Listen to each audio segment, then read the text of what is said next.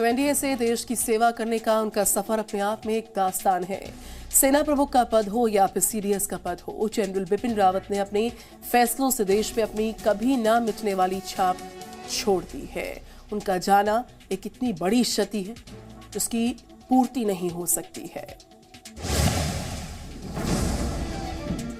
देश के पहले सीडीएस बिपिन रावत ने देश में हुई सर्जिकल स्ट्राइक को भारतीय सेना की खासियत बना दिया। सेना प्रमुख रहते हुए उन्हीं के कार्यकाल में भारतीय सेना ने पूर्वोत्तर से लेकर पाकिस्तान तक कई सर्जिकल स्ट्राइक, विद्रोहियों और आतंकियों को मुंह तोड़ जवाब दिया।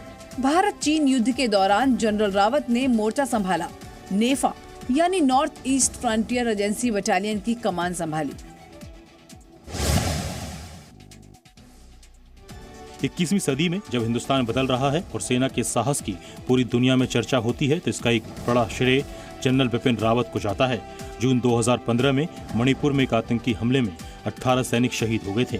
इसके बाद 21 पैरा कमांडो ने सीमा पार जाकर म्यांमार में आतंकी संगठन NSCN के कई आतंकियों को मार गिराया था।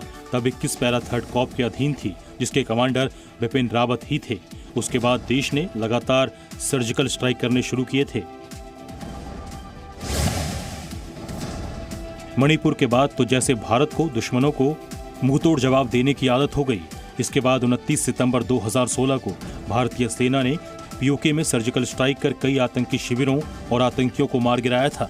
उरी में सेना के कैंप और पुलवामा में सीआरपीएफ पे हुए हमले में कई जवान शहीद हो जाने के बाद भारतीय सेना ने यह एक्शन लिया था। जनरल बिपिन रावत दुश्मनों को सबक सिखाने में भरोसा करते थे, चाहे उनके लिए कुछ भी करना हो।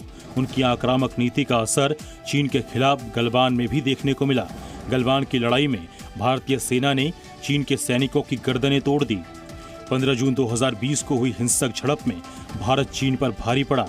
उस वक्त जनरल बिपिन रावत भारत के पहले चीफ ऑफ डिफेंस स्टाफ यानी सीडीएस थे। हाल ही में उन्होंने कोरोना और जैविक जंग को लेकर आगे की तैयारियों पर जोर दिया था। सीडीएस बिपिन रावत का परिवार पीढ़ियों से देश की सेवा कर रहा है।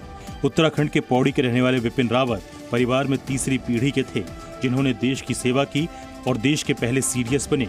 जनरल बिपिन रावत के पिता लक्ष्मण सिंह रावत सेना में लेफ्टिनेंट जनरल थे और सेना में उन्हें deputy chief of army staff बनाया गया था।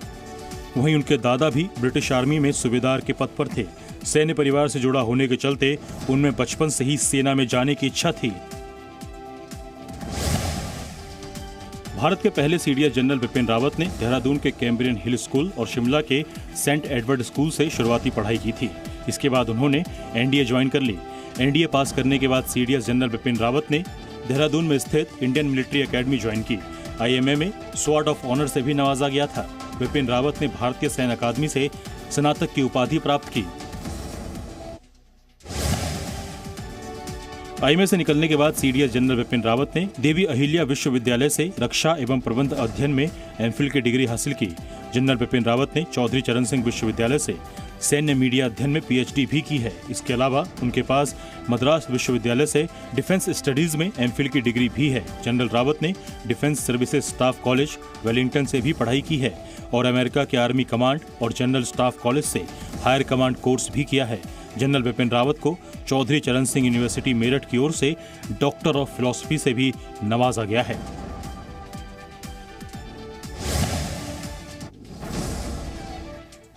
सीडीएस जनरल बिपिन रावत का जन्म उत्तराखंड के पौड़ी में हुआ था।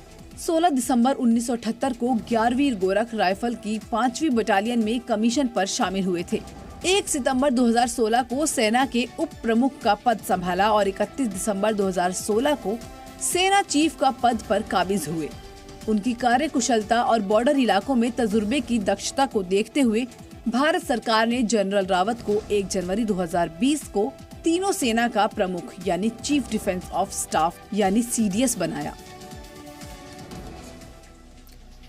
Presenting B News app available on Google Play and App Store. Download it now.